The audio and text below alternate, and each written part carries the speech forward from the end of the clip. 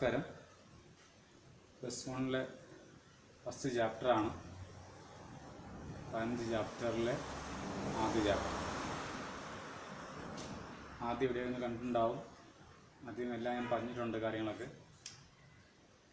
ലാബിനെ പറ്റി പറഞ്ഞു, മാർക്കൊക്കെ പറഞ്ഞു. ഇപ്പോൾ ടോപ്പിക്കിലേക്ക് കടക്കാൻ പോവുകയാണ്. ഫസ്റ്റ് ചാപ്റ്ററാണ്. പേര് ഫിസിക്കൽ വേൾഡ്. നിങ്ങൾക്ക് പഠിക്കാനുള്ള ഏറ്റവും ചെറിയ ചാപ്റ്ററാണ്. പഠിക്കാനുണ്ടെന്ന് പറയാൻ പോലും ഇല്ല. സത്യം പറഞ്ഞാൽ പഠിക്കേണ്ട കാര്യമുള്ള ചാപ്റ്ററാണ്. ഒരു മാർക്ക് അതിന് കിട്ടും. എക്സാമിന് ഫസ്റ്റ് ക്വസ്റ്റ്യൻ കയറി ഇതായിരിക്കും ചോദിക്കാറുണ്ട്. 1 മാർക്ക് ഈ ചാപ്റ്ററിന് കിട്ടും. 1 മാർക്ക്. Physical world. ഇതിൽ പഠിക്കാനുള്ള ടോപ്പിക് ഇതാണ്: ബേസിക് ഫോഴ്സസ് ഇൻ നേച്ചർ.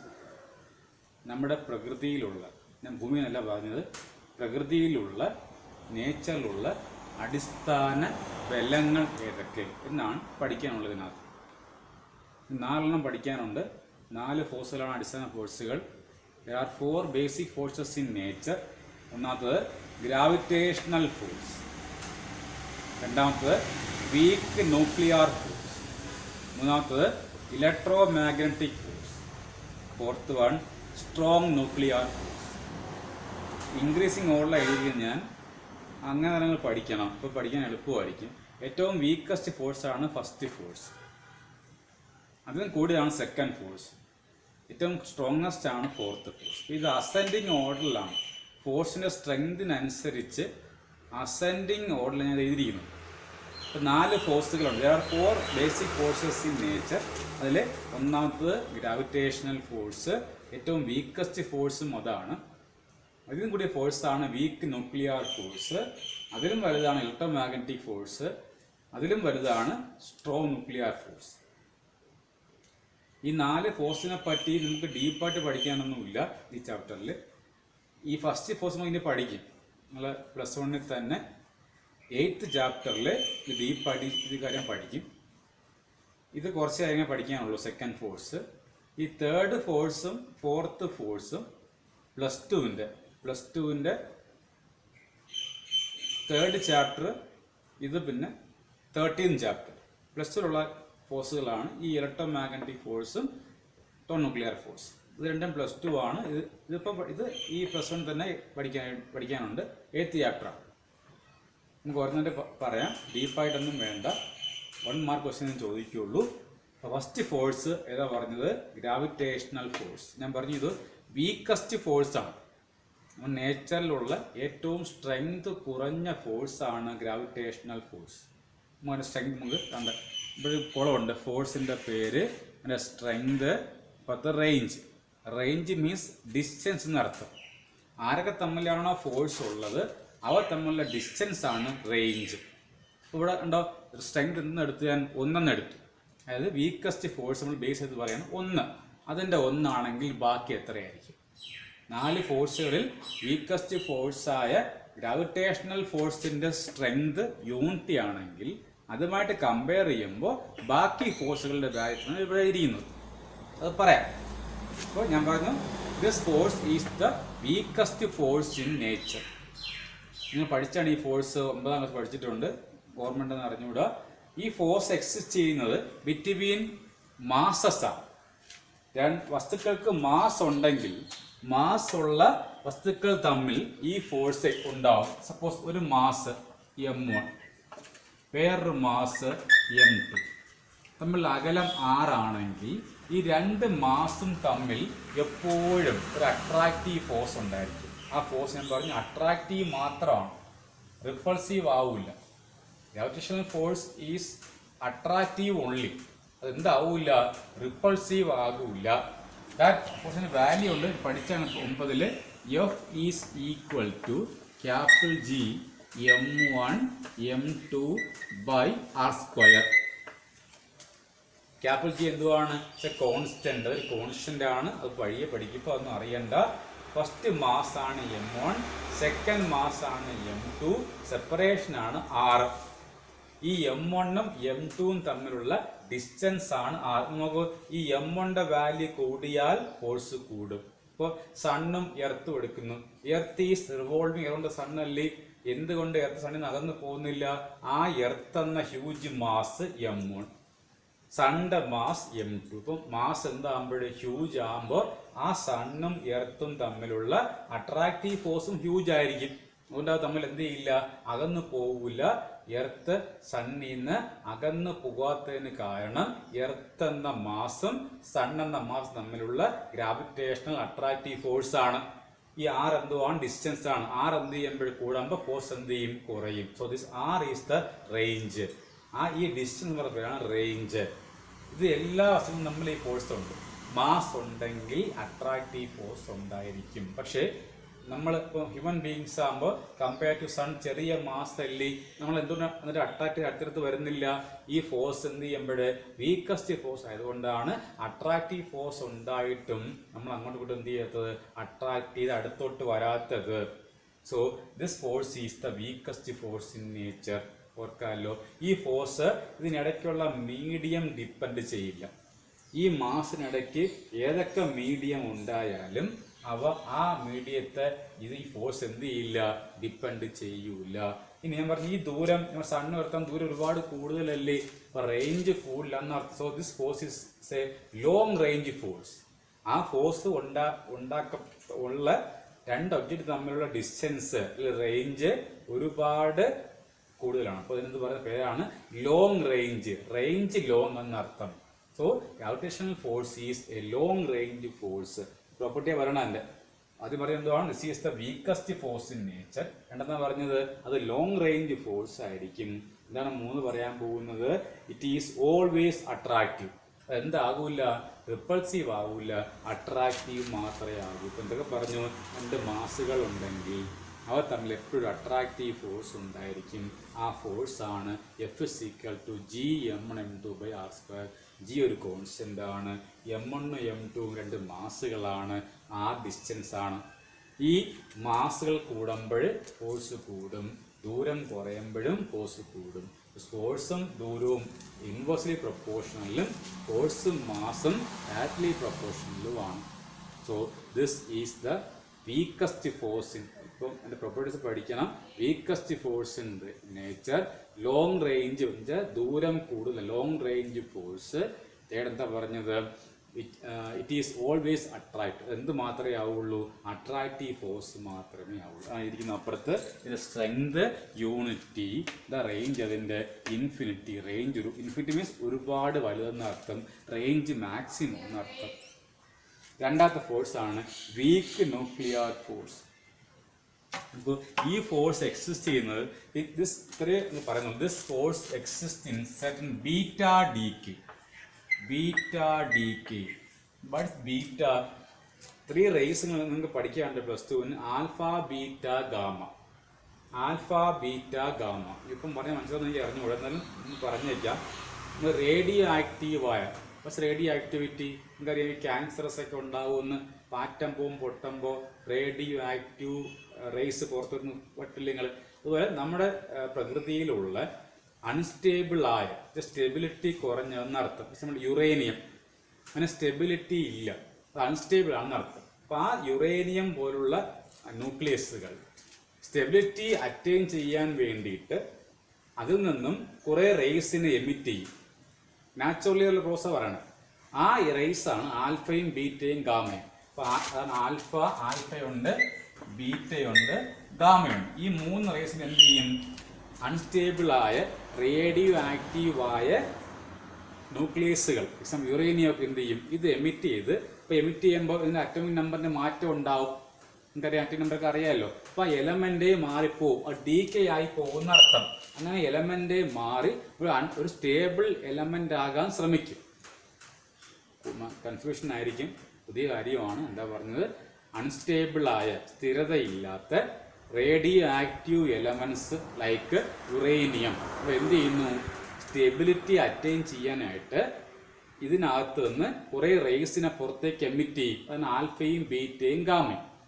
ഈ റേസിനെ എമിറ്റ് ചെയ്ത് ആകാൻ ശ്രമിക്കും? അത് സ്റ്റേബിൾ ആകാൻ ശ്രമിക്കും, സ്റ്റെബിലിറ്റി അറ്റൈൻ ചെയ്യാൻ ശ്രമിക്കും.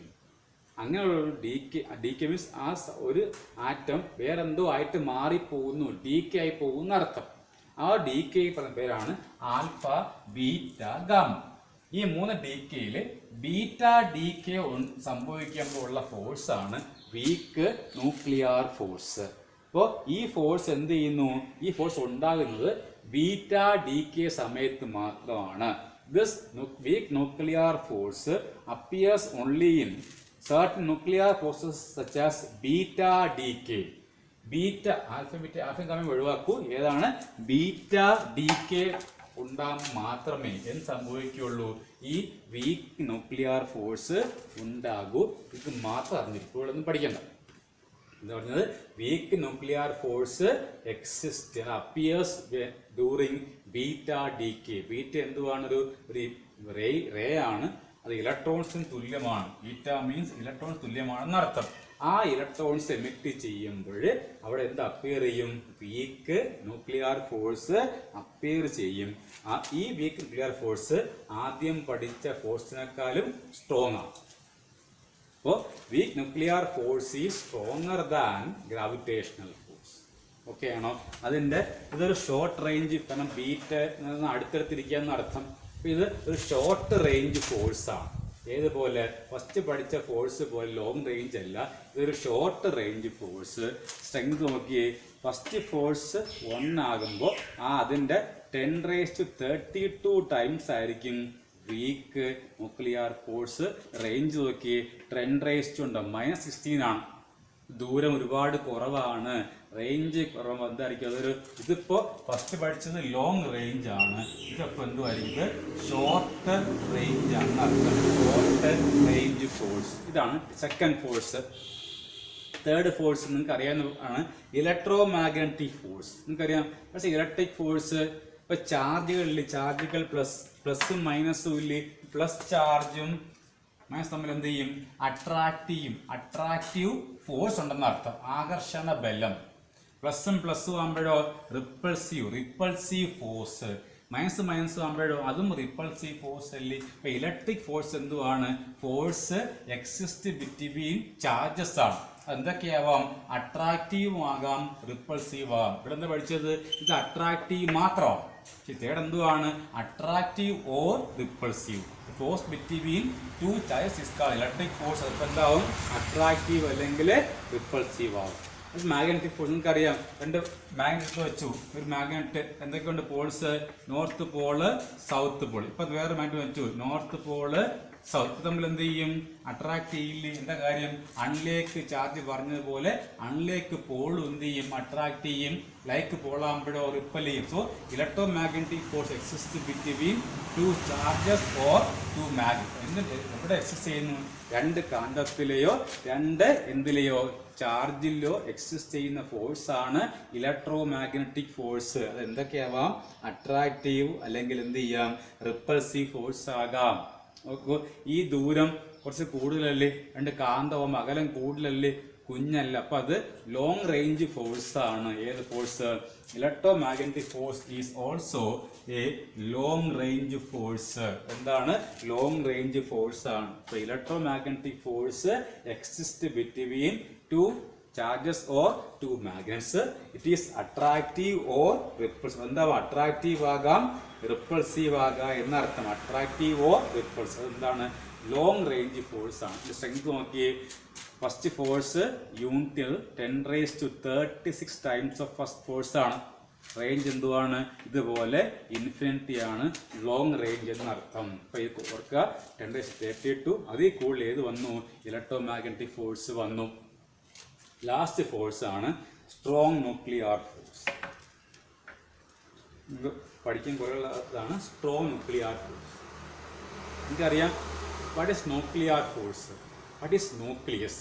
അതെന്ന് ആദ്യം പറയാം. What is a nucleus? ന്യൂക്ലിയസിനകത്ത് ആരൊക്കെയാണ് ഉള്ളത്? നിങ്ങൾ ആലോചിച്ച് നോക്കിയേ. ന്യൂക്ലിയസിനകത്ത് പോസിറ്റീവ് ചാർജ് ഉള്ള, അപ്പോൾ ആറ്റം വരയ്ക്കുമ്പോൾ ഔട്ടർ മോസ്റ്റ് ഇലക്ട്രോൺസ് ഉണ്ട്, ഇൻസൈഡിലോ ന്യൂക്ലിയസ് ഉണ്ട്, അതിൽ ഒരുപാട് പ്രോട്ടോൺസ്, ഒരുപാട് ന്യൂട്രോൺസ് ഉണ്ട്. നമുക്കറിയാം. അപ്പോൾ ഈ പി എല്ലാം പോസിറ്റീവ് ചാർജുള്ള പ്രോട്ടോൺസ് അല്ലേ? എന്നാകുമ്പോഴോ ന്യൂട്രലായ ന്യൂട്രോൺസ് ആണ്. പോസിറ്റീവ് ചാർജ് ഉള്ള പ്രോട്ടോൺസും ആരും പിയും തമ്മിൽ എന്ത് ചെയ്യപ്പെടും? പോസിറ്റീവ് ചാർജ് അല്ലേ പഞ്ച് ഫോഴ്സുകൾ പഠിച്ച നമ്മൾ ഇലക്ട്രിക് ഫോഴ്സ് ഉണ്ടാവും. പ്ലസും ആകുമ്പോൾ തമ്മിൽ എന്ത് ചെയ്യും? റിപ്പൾസീവ് ഫോഴ്സ് ഉണ്ടാവൂലേ? ഇപ്പൊ ന്യൂക്ലിയസിനകത്തൊരു റിപ്പൾസീവ് ഫോഴ്സ്, എന്ത് ഫോഴ്സാണ്? ഈ മൂന്നാമത് പഠിച്ച് ഏതാണ്? ഇലക്ട്രിക് ഫോഴ്സ് ഉണ്ടെന്നർത്ഥം. ആര് തമ്മിൽ? പ്രോട്ടോൺസ്. കുറേ പ്രോട്ടോൺസ് രണ്ടല്ല, ഒരുപാടുണ്ട്. അപ്പോൾ തമ്മിൽ എപ്പോഴും എന്ത് ചെയ്യും? ഒരു റിപ്പൾസീവ് ഫോഴ്സ് എവിടെ ഉണ്ട്? ഇതിനകത്ത് ഉണ്ടെന്നർത്ഥം. there is an repulsive force exists between the protons inside the nucleus. എന്ത് എക്സിസ്റ്റ് ചെയ്യുന്നു? ന്യൂക്ലിയസിനകത്ത് പ്രോട്ടോണുകൾ തമ്മിൽ ഒരു റിപ്പൾസീവ് ഇലക്ട്രിക് ഫോഴ്സ് ഉണ്ട്. അപ്പൊ ഇത് റിപ്പൽ ചെയ്ത് പുറത്തോട്ട് വരേണ്ടതല്ലേ? ഈ പി ഒക്കെ പുറത്ത് പോവേണ്ടതല്ലേ? അപ്പൊ ആറ്റ് എന്തായി പോകേണ്ടതാണ്? അൺസ്റ്റേബിൾ ആയി പോകേണ്ടതല്ലേ? സംഭവിക്കുന്നുണ്ടോ? എന്താണ് കാരണം? ഇതാണ് ക്വസ്റ്റ്യൻ. ഒരു ഇംപ്രൂവ്ഡ് എക്സാമിന് ക്വസ്റ്റ്യൻ ഉണ്ടായിരുന്നു. ന്യൂക്ലിയസിനകത്ത് പ്ലസ് ചാർജ് ഉള്ള പ്രോട്ടോൺസ് ഒരുപാടെണ്ണം ഉണ്ടായിട്ടും അവ എന്തുകൊണ്ട് റിപ്പൽ ചെയ്ത് പുറത്തേക്ക് വന്ന് ആറ്റം അൺസ്റ്റേബിൾ ആയി പോകുന്നില്ല? അതായിരുന്നു question. Why the protons having repulsive force between them is comes out of the nucleus and the atom becomes unstable. എന്തുകൊണ്ടാണ് അത് അൺസ്റ്റേബിൾ ആയി പോകാത്തതാണ് ക്വസ്റ്റ്യൻ.